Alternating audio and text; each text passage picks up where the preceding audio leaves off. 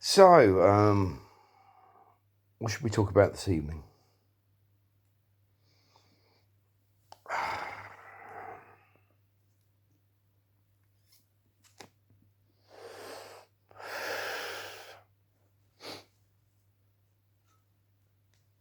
Cheers.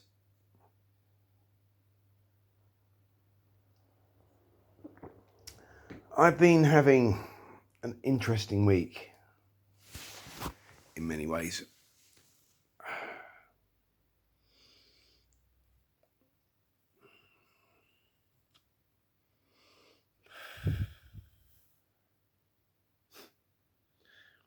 It's led to me to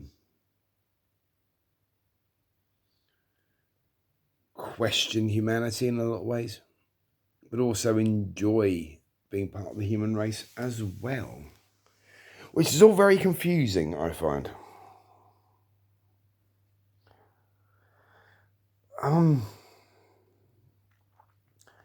For instance, earlier on this evening, hello stomach, I spotted a pair of teenagers who I'm pretty sure lived down Scumbag Alley behind me.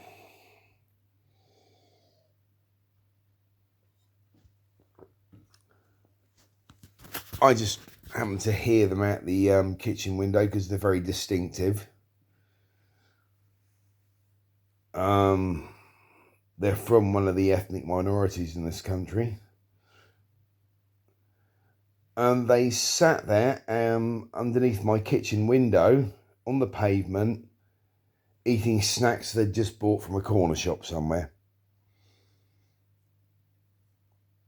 And then, probably 20 minutes later, I heard them leaving. I looked down and they'd left all the crap on the fucking pavement. I had to stop myself from going down there right then and shouting at them.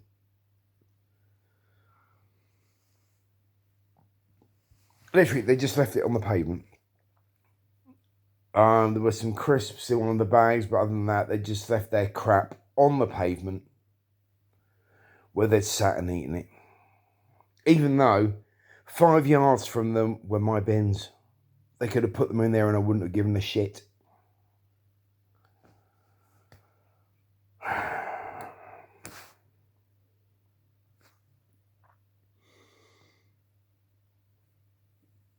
And then there was the woman who tried to haggle over a $5.95 dress in the charity shop I regularly volunteer at. I wasn't dealing with her.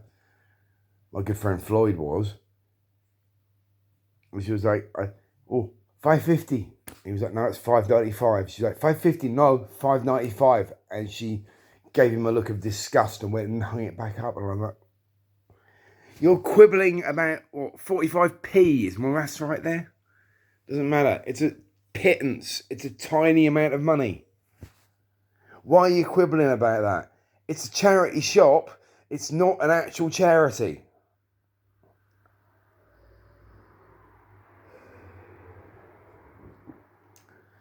And we also had to deal with a pigeon that somehow got in the shop, which was interesting.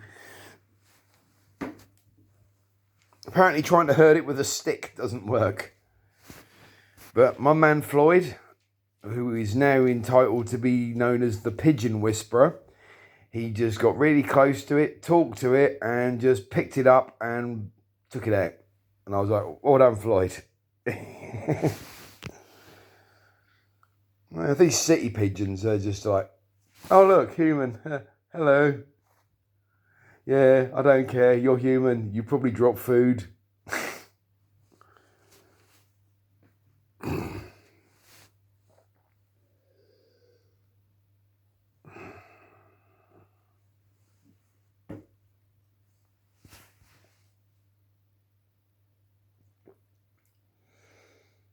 I'm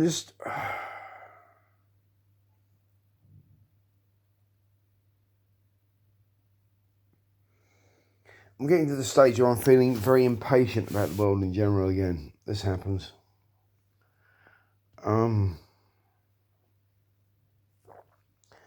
I keep trying to make things happen and they don't happen. Especially if they involve other people. Involving other people in your projects is a curse right from day one, because it literally ensures that it's not going to happen.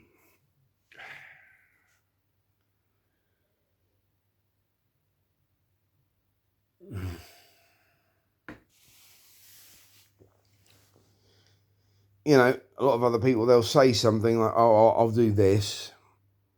That acts as false, by the way.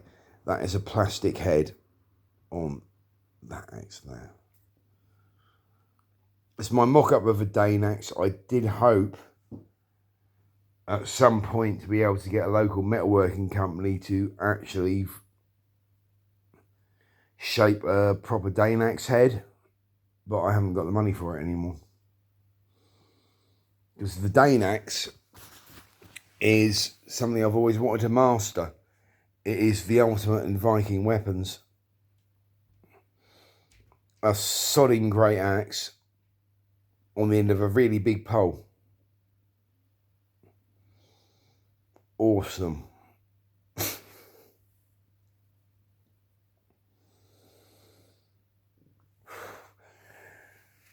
Oh yeah.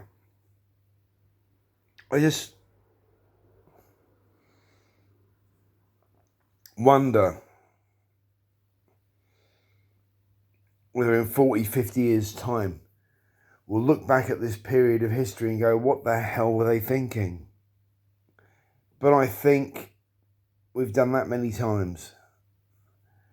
But maybe the thing is, we need to look back and go, what the hell were they thinking? Surely there's a middle ground, because human nature cycles around in these yo-yos of one extreme to the other. There's never any middle ground. Pardon me. Either we are one extreme or the other, and this needs to stop, because we can't go on doing that.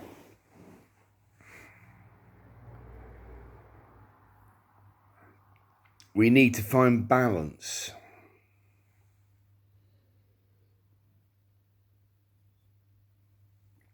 Hell, it's why I drink so much. Because I look at the world around me and I think, well, why can't you just find balance? Why can't you just play nice? Okay, sometimes you have to play nasty. I fully acknowledge that one. I've been known to play quite nasty myself. Because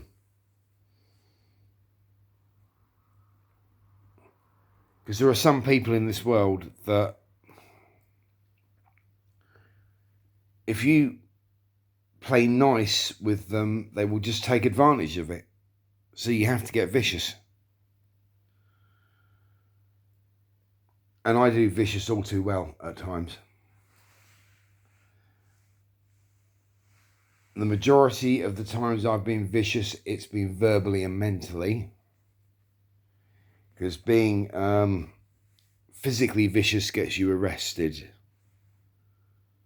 Or at least it does in the UK anyway.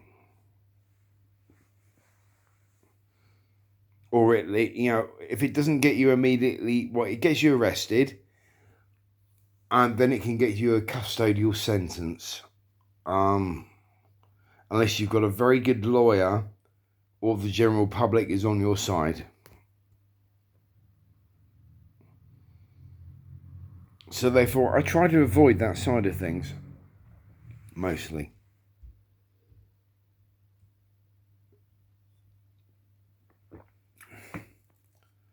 I've issued threats in my time.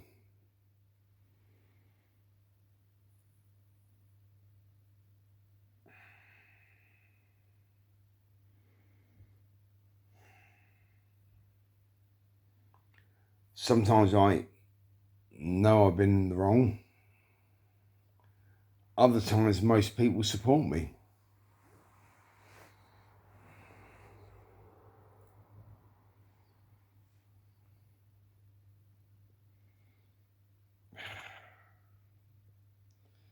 People are just so self-entitled these days. They literally think they have the right to say or do anything with no repercussions, no reactions. I'll use an extreme example. I'm going to strip naked in public and dance in the water fountains in Ipswich town centre. And if I'm arrested for it, I'm going to complain that my rights are being violated.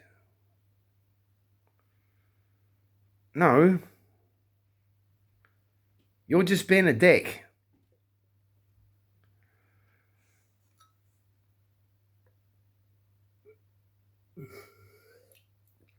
I mean, there's one particular guy that's well known in Ipswich. He's been banned from most places. He obviously has extreme mental health issues. But I've known him long enough to realise he uses that as an excuse for behaving like, to be honest, an utter dick. A good friend of mine who's a portrait artist, a very good one, Giovanni. He's from Greece originally. He was sitting outside a coffee shop, concentrating on drawing a little portrait, and this guy just literally, without even saying hi, just went and poked him. He was like, what the?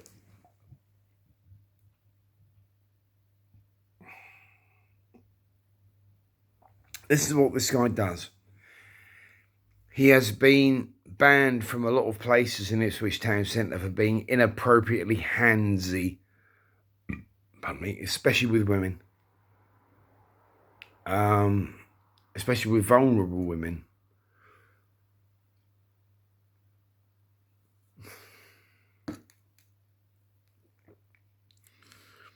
He doesn't try and lay hands on me, because I once told him, lay hands on me again and I will punch you. And since then he hasn't. That's what I told Gio.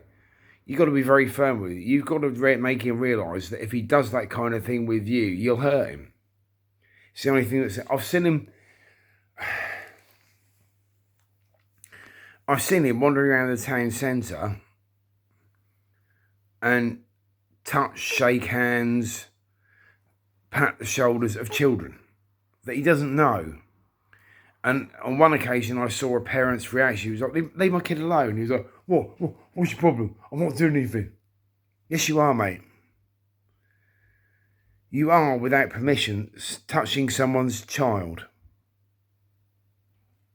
Not in an overtly inappropriate way, but you're still invading someone's space without permission.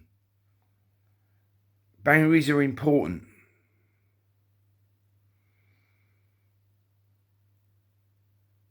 I mean, a lot of people don't realise this with me. I'm a nice guy. I accept a lot of people. But if you cross the boundaries I do have, then I am going to react. That's why I don't go out at night anymore. Because I realise that when I've been had a few drinks, I tend to react extremely badly to boundary violations. And in my honest view, it's not me I'm protecting by not going out at night. It's the idiots. But part of me thinks, why should I inhibit myself to protect the idiots? Yeah, it's a difficult one, isn't it? But then again, the problem is, idiots outweigh intelligent people by so much these days, or by so many. You can pick and choose. That literally, intelligent people are asked to shut up so they don't offend idiots. I find this a little bit of a difficult concept to deal with.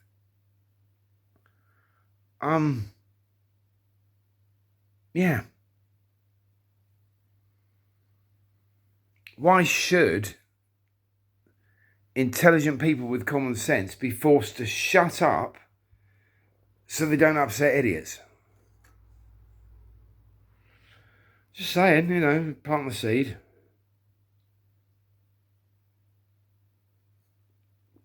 I mean, surely I think it was Bertrand Russell, the philosopher, who basically said fascism starts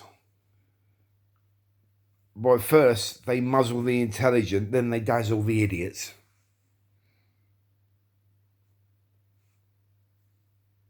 Isn't this what we see in our society today? People who are like, okay, yeah, I can see that side of it, I can see that side of it. Hang on, surely you need the common ground. They're shouted down. So it's the extremes of both sides can go, no, I'm right. Your opinion is totally invalid. You're totally wrong. These people will even totally ignore facts when you give them to them. For instance, it's very well known in the Ipswich area where I live that there's a certain ethnic minority in this country that target charity shops for shoplifting, which is pretty low if you ask me. That's my opinion. I don't have a problem with hungry people stealing from major food stores. They've got liability insurance. But you steal from a charity or a small business, you're a scumbag. Yeah, there you go, I said it. Whoops, I said it. That's my opinion. Your opinions may differ, but that's mine.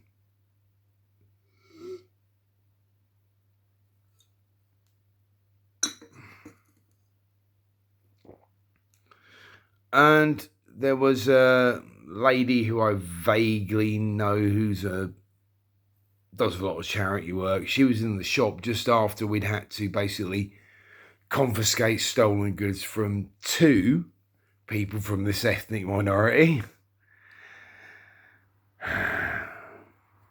including one who was using her child to steal for her.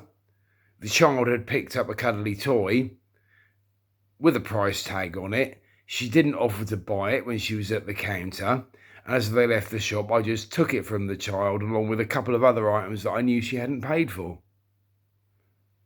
And the child looked really upset, but I thought, that's not on me. That's on the mother. Because it is. She was using her child to steal. Maybe she didn't notice, but because she had a couple of other items she hadn't paid for draped over her pram, I think she knew exactly what she was doing. Reported and banned.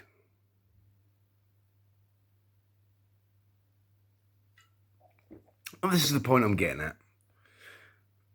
This person, when I stated that quite a lot of shoplifters, and it's well known to the local police and most of the charity shops, come from a certain ethnic minority, she's like, oh, I don't want to know.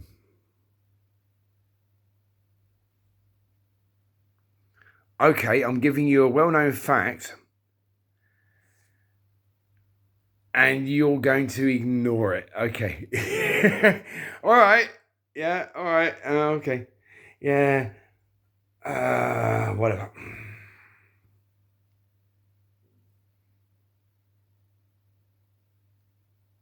That kind of thinking disturbs me.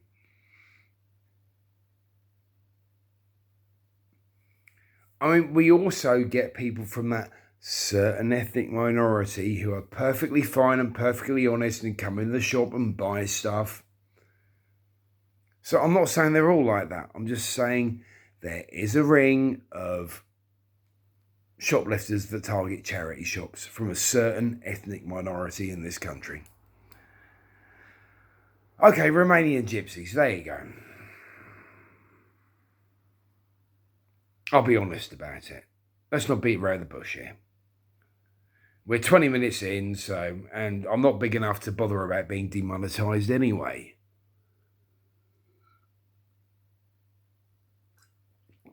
Even if I was, I wouldn't give a shit anyway. I don't do this for money. I'd like money. But unfortunately, it never seems to happen. So, you know, got used to that.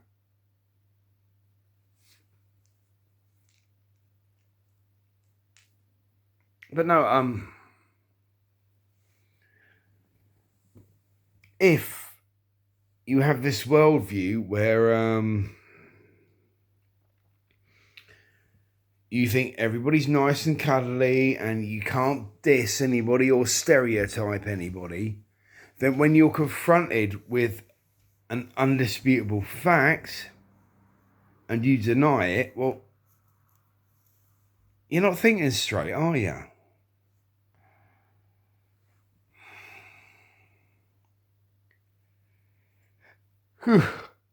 It's like Holocaust deniers. There are undisputable facts that the Holocaust happened. And you get these people like, no, it didn't. You're like, what are you on? Are you smoking the crack? I have no idea. How can you deny the millions of people that were killed? How can you say that didn't happen? Or flat earthers. What? What's wrong with these people? I'm really genuinely confused at times.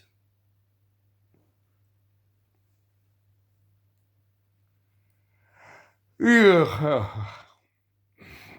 haven't blown my nose on this video. Does that make you happy? Certain people. But I mean, people, if the only criticisms of my videos are, oh, you blow your nose, or you look too skinny, or dust, then what I'm actually genuinely saying in these videos, you can't argue with. That's at least the impression I get.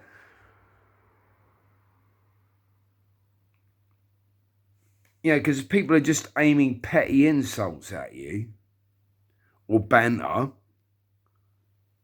then they know what you're saying can't be disputed. That's my opinion, yet again.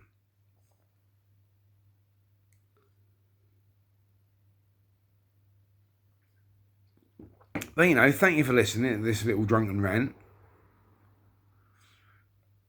Who knows, I might sober up by tomorrow morning.